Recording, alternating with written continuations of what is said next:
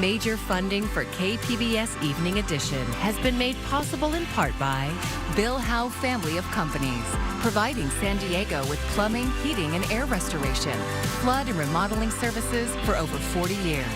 Call 1-800-BILL-HOWE or visit billhowe.com. And by the Conrad Prebys Foundation, Darlene Marcos Shiley, and by the following.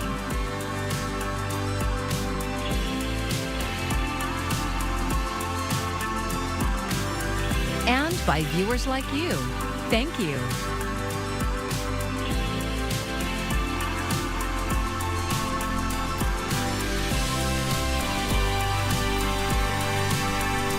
The week begins with a national holiday as Americans honor the late Martin Luther King Jr. Thanks for joining us. I'm Amitha Sharma, in for Maya Trabulsi.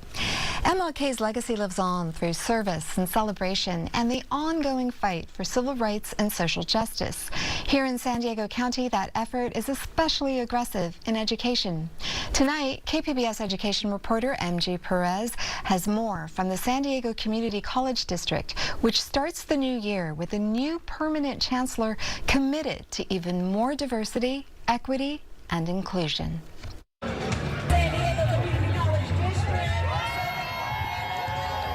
San Diego's annual Martin Luther King Jr. parade rolled down the Embarcadero Sunday morning with a strong contingent of college students, led by the San Diego Community College District's acting chancellor, Greg Smith. Next week, he will take the permanent position when the Board of Trustees is set to approve his contract. I have a responsibility to correct things that people who look like me have created. Smith is direct about discrimination and the American history that so many politicians and pundits disagree over right now when it comes to the discussion of slavery, civil rights, and social justice for marginalized minority communities who have suffered most. And so I exist in a context where I may not have been the enslaver, but I have benefited tremendously from that racial hierarchy. So it's on me to be part of solving that and take a proactive role in solving it. The Board of Trustees has reached consensus on the conditional approval of Gregory Smith to serve as our district's next chancellor. In December, the district's board promoted Smith from acting chancellor, a position he's held since last March. Public service in higher education is the most rewarding work one can undertake. Smith stepped up from his job as head of human resources to replace previous chancellor Carlos Cortez, who unexpectedly resigned for personal reasons. I was not expecting there to be a need to serve as acting chancellor. I wasn't expecting that the board would be thinking of me if that moment came. That moment has come, leading a district with a majority of students who come from marginalized communities of color, who want equity and access and an affordable education, starting at the international border. The new year brings a new law with a pilot program allowing low-income students living within 45 miles of the California-Mexico border to attend community college and not have to pay much more expensive out-of-state tuition. It works both ways. We drop a significant financial barrier for members of our community who just happen to live on the other side of that border. And there's a reciprocal agreement that comes with that. Our residents will now be able to go over to institutions in northern Mexico and take classes there as in-state or as with resident tuition as well. Smith will also advocate for every dollar the district can get from the state budget. Governor Newsom's new spending proposal includes $60 million for community colleges to expand their nursing programs, including more four-year bachelor's degrees. And there is continued state support for affordable student housing. That includes funding for the district's mid-rise apartment complex planned at City College through a state lease revenue bond. We are capable of creating the curriculum, the certificates, and the degrees that demonstrate that value to society that can help us raise the standard of living wages across all industries in our region and improve the experience we all have in our communities. Almost 100,000 students will be served by the San Diego Community College District this year at City, Mesa, Miramar, and the 7 other campuses of the College of Continuing Education. The spring semester starts January 29th, and enrollment is already up 10% from last year. This MLK holiday marks the beginning of a new era. What I'd love to see is a district where every member, student, employee, community member coming in, feels like I can be who I authentically am here, and I will belong. And in that, I can actually achieve success. That dream could be much closer to reality this year. MG Perez, KPBS News. This morning, Alliance San Diego held its annual breakfast to honor the memory of Martin Luther King Jr. The all-people celebration in Balboa Park included speakers, live music, and dance performances. Isidro Ortiz is a professor of Chicano Studies at San Diego State and a board member of the Alliance. This is our 36th celebration of the all-people celebration. It brings together members of the community from all throughout San Diego, people who share Dr. King's commitment to equality and many of the other values he espoused and advocated and practiced in his life. The keynote address was delivered by Elisa Warren, who is president of the International Association of Human Rights Agencies. President pro tem of the California Senate, Tony Atkins, received the event's highest award for her, quote, extraordinary public service. Let's look at the short term as we work our way throughout the overnight. Relatively quiet. In fact, a little bit of a push of offshore flow of wind as we work our way into Tuesday morning. Otherwise, a few clouds around, partly cloudy, temperatures dropping back down into the mid-40s. Will the relatively mild conditions continue, or will we see some changes later on this week into this upcoming weekend? All those details are coming up. Millions of people across the U.S. are under some level of winter storm or wind chill alert. More than half of the country is grappling with freezing temperatures expected to hit record levels today. Laura Aguirre has more on where the extreme conditions are and where they're heading next. A nationwide deep freeze might be putting it mildly, considering forecasters predict 80% of the population could experience sub-zero temperatures over the next 7 days, and more than 250 daily cold records could fall through Tuesday. We're trying to figure out how much damage our house got and just get the pipes winterized and whatnot. A weekend storm across parts of New England has some residents racing the clock to shore up damage ahead of more freezing temperatures, while severe wind chill alerts stretch border to border across the central and eastern U.S., with winter storm and blizzard warnings peppering states in the west, Gulf region, mid-Atlantic, and around parts of the Great Lakes. In Buffalo, the Bills have asked some fans to brave the bone-chilling conditions to make a little cold hard cash, shoveling out Highmark Stadium ahead of Monday's playoff game. Well, $20 an hour, that's what I'm determined for, and so be it, I'll stay all night. Snow mixed with sleet and ice causing potentially lethal conditions further south in states like Louisiana and Arkansas. A man was killed Sunday about 60 miles northeast of Little Rock when state police say his truck left a snowy highway and hit a tree. Snow flurries and ice accumulation are expected to remain a concern along parts of the Gulf into the southeast through Monday, with the system eventually moving into the northeast by Tuesday, bringing snowfall once again to major cities and airport hubs along with it. I'm Laura Aguirre for KPBS News. After months of campaigning, today is the day voters finally have their say. All eyes on Iowa as the Republican presidential hopefuls hope their supporters brave the elements to get out and vote. Julia Benbrook has the details from Des Moines. Former President Donald Trump is in the driver's seat heading into caucus night, but he's still urging his supporters to show up in hopes of meeting or exceeding expectations. You can't sit home.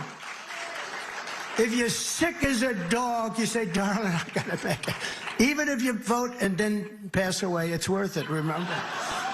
Trump maintains a commanding lead in the Hawkeye state, polling at 48% in this weekend's Des Moines Register poll. Let's see if we can get to 50%. Meanwhile, former UN Ambassador Nikki Haley and Florida Governor Ron DeSantis battle it out to see who can emerge as the leading alternative to Trump. Haley has been on an upward trajectory, both in Iowa and in New Hampshire, where voters head to the polls next week. What I am going to say is the momentum and the energy on the ground is strong. We feel it. We know that this is moving in the right direction. Despite going all in on Iowa, visiting all 99 counties and receiving a rare endorsement from the state's governor, DeSantis sunk to third in that recent Iowa poll. The Florida governor is brushing off those numbers and expressing confidence in his base. There's only two possible nominees, Donald Trump or Governor DeSantis. We're the only ones that have strong support amongst bedrock Republican conservative voters. Reporting in Des Moines, I'm Julia Benbrook. Today is the third Monday in January, also known as Blue Monday. It's supposedly the most depressing day of the year. While research hasn't proven that, health experts say many people do feel sad or experience seasonal affective disorder this time of year. Mandy Gaither has some simple ways to cope with those feelings. It's after the holidays. The days are shorter and darker, or perhaps you're failing at those New Year's resolutions. There are many things that can make us sadder or worsen depression symptoms this time of year. It's one of the things I do love about the idea of Blue Monday is it does get us talking about what is a very real problem. People get sad and depressed, and it's a real thing. Psychiatrist Douglas Mosqueda with Ohio State's Wexner Medical Center says those dealing with seasonal depression may have symptoms that can start in late fall and last into February and beyond. They can include feeling sad, irritable, or guilty. You may lose interest in things you used to love, have lower energy, or experience changes in sleep or appetite. I always tell people if they are noticing these issues, don't wave them aside. Don't think, oh, it's just that third Monday, I'm supposed to be depressed. Get help. Mosqueda says ways to cope include exercising regularly, eating well, getting enough sleep, staying connected to family and friends, and increasing exposure to light. But have those habits, and part of it is we need help with medications or we need the therapy to get us through. For Health Minute, I'm Mandy Gaither. If you or a loved one is experiencing thoughts of suicide, you can get help by calling or texting 988. That's the Suicide and Crisis Lifeline, and it's available 24 hours a day. Sailors at Navy Medical Center San Diego took time to observe the Martin Luther King holiday. KPBS military reporter Andrew Dyer has more on what the observance means to them.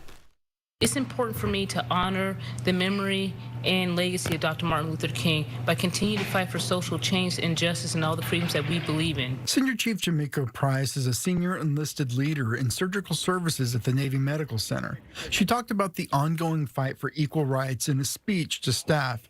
She says it's important to pause and recognize the work of civil rights leaders such as King. Their fight transcends all races. The fight for one race is a fight for all. Because it's a busy hospital with a full schedule of patient appointments, the observance was fairly short. Sailors also held a wreath-laying ceremony and observed a moment of silence ahead of the holiday, which would have been King's 95th birthday. Medical Center Director Captain Elizabeth Adriano says there are sailors working at the hospital from all over the world and with different faith and ethnic backgrounds. At a time when diversity, equity, and inclusion are in the political crosshairs, she says the Navy's diversity makes it stronger. We are a very diverse group of people here in the United States Navy, and it's an opportunity for us to continue to celebrate that. A lot of military personnel in San Diego are able to enjoy 3 or even 4-day weekends because of the holiday, but that's not possible at a 24/7 hospital. Adriano says it's important to celebrate King, and everyone will get time off to do so. It may not be those exact 3 days or 4 days, but everybody will have an opportunity. And just having this event today gives those of us who are available and on site an opportunity to come together and to be able to celebrate his legacy. More than 6,000 sailors and civilians work at the Navy Medical Center in Balboa Park. Andrew Dyer, KPBS News.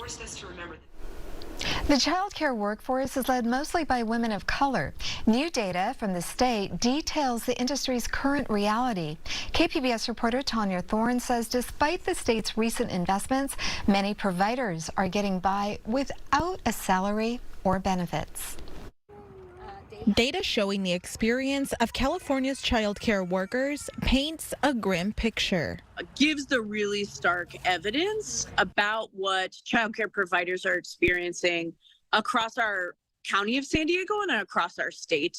The fact that the majority of them don't have health care benefits, the fact that a very slim few have retirement plans.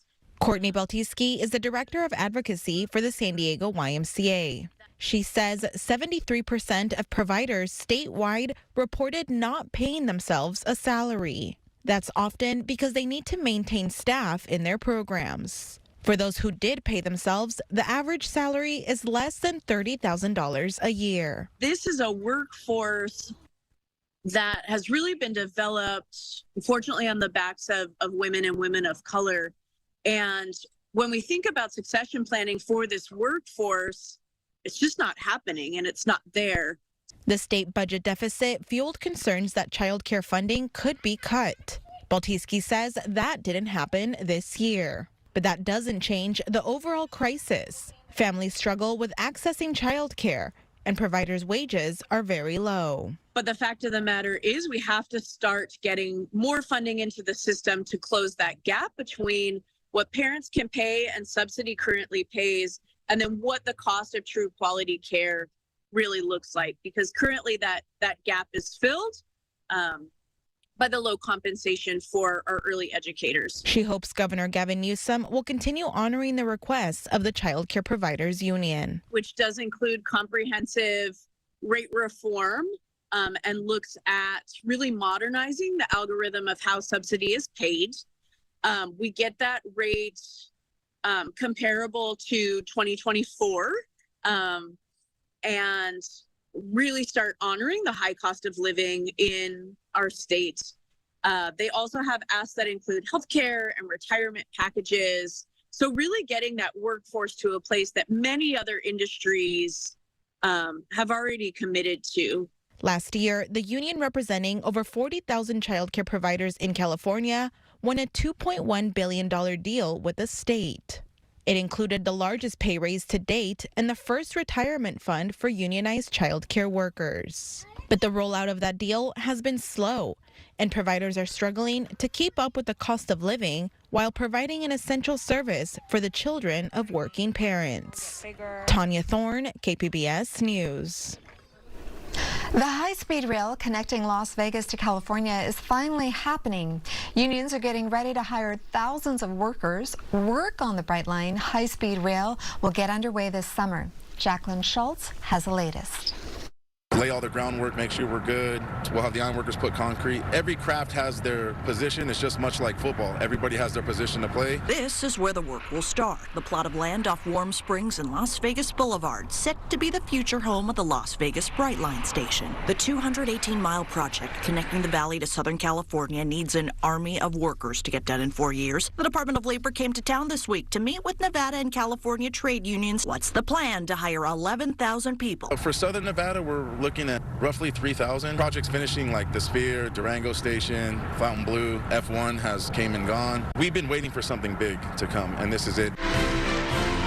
In December, President Biden announced $3 billion in federal funding for the project. Saavedra says money really made things move. Unions in Southern Nevada and California will start hiring. Saavedra says this summer, Nevada workers will start at the future station and make their way around 50 miles to the state line. They'll work in 8-hour shifts, more if necessary along the 15. The layout will mimic construction in the Tropicana project, but with a much more narrow footprint. In California, trade unions there say soon they will start work at multiple sites at once. Eventually, Nevada and California teams will meet and connect. The goal is to make it all a reality by summer 2028 when the Olympics come to L.A. Commissioner Michael Naft, who's been pushing the project for years, says there's no more red tape for workers to begin. Things like the entitlement process and land use issues for both the station and the rail line are taken care of. Rights-of-way issues have been resolved. There's so much groundwork that has gone into this project that now it truly is shovel-ready to build what is the most exciting transportation project in the United States right now.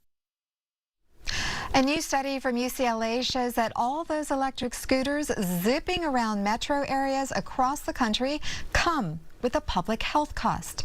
KPBS SciTech reporter Thomas Fudge tells us about the dramatic rise in hospitalizations due to scooter injuries. An earlier study led by UC San Diego showed a significant jump in hospital admissions due to motorized scooters between 2017 and 2018. But that only looked at 100 cases. The UCLA researchers looked at nationwide stats and confirmed the trend. They found the increasing popularity of scooters caused scooter-related hospital admissions to go way up between 2016 and 2020. Although there are many studies that looked at scooter injuries recently, our studies uniquely showed that there were nearly fourfold increase in number of hospitalizations due to scooter-related injuries. The severity of the scooter injuries and the cost of treating them have also increased. Those healthcare costs have gone up by a factor of 5. The study compared scooter accidents to bike accidents. Zachary Tran, a co-author of the study, said scooter accidents were more likely to harm juveniles and cause broken arms and legs. At higher rates of long bone injuries, which required interventions, and then also had higher rates of paralysis. Bike injuries, however, were more numerous and more likely to be deadly. Tran said this is probably because bikes more often share the road with moving cars. He adds that the challenge of solving the scooter problem should fall to public policy and traffic enforcement. Infrastructure is not set up for scooter riders to kind of cohabitate peacefully with drivers and pedestrians as well. So I think ultimately policy change is going to be the best way to take care of these patients moving forward to reduce their injury burden. The UCLA study quoted transportation officials who said in just 1 year, from 2018 to 2019, the U.S. saw a 130% increase in scooter ridership. Thomas Fudge, KPBS News.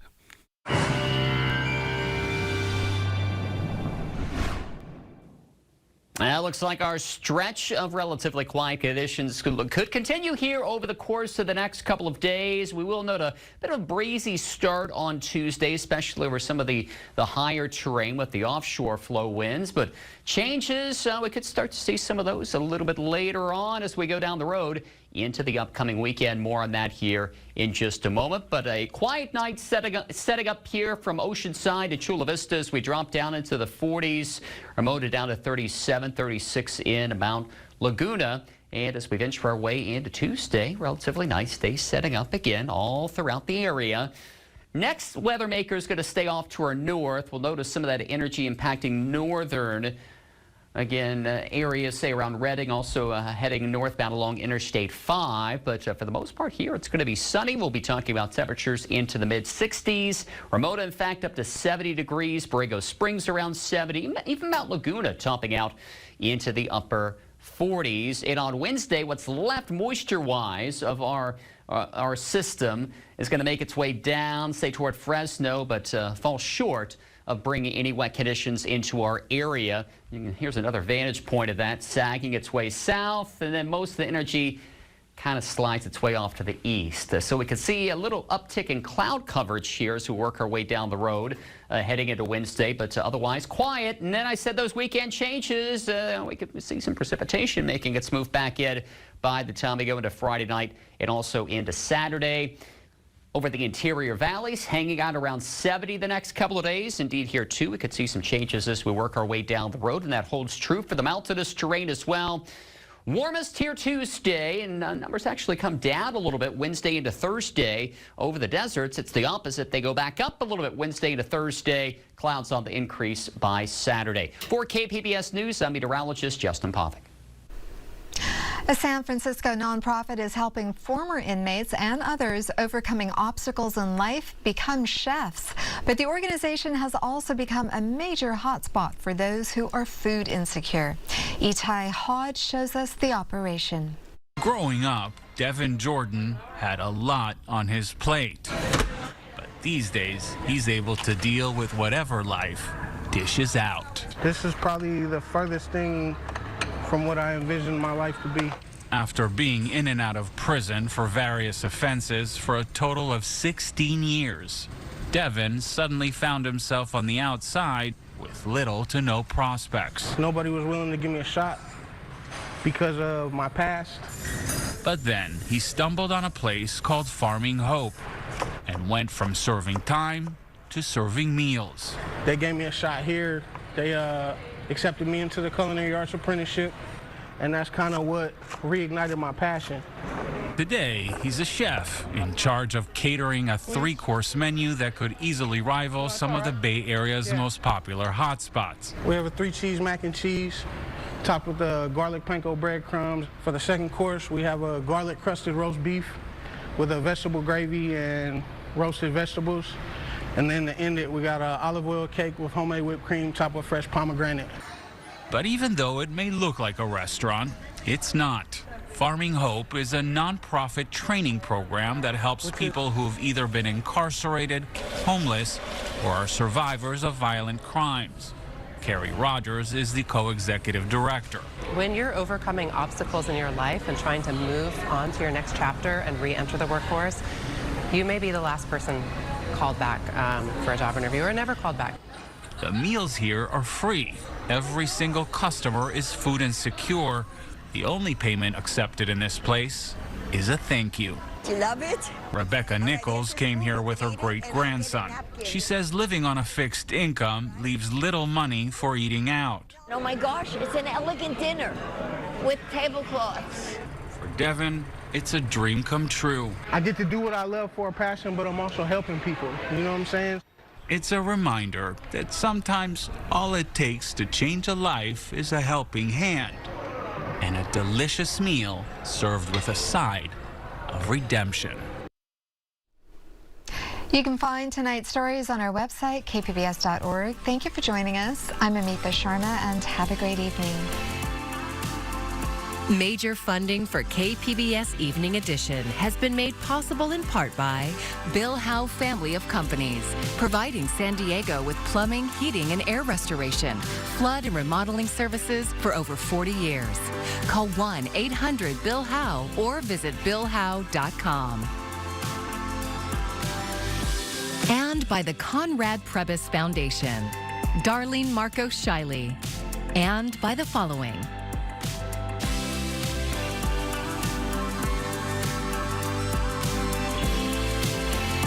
and by viewers like you. Thank you.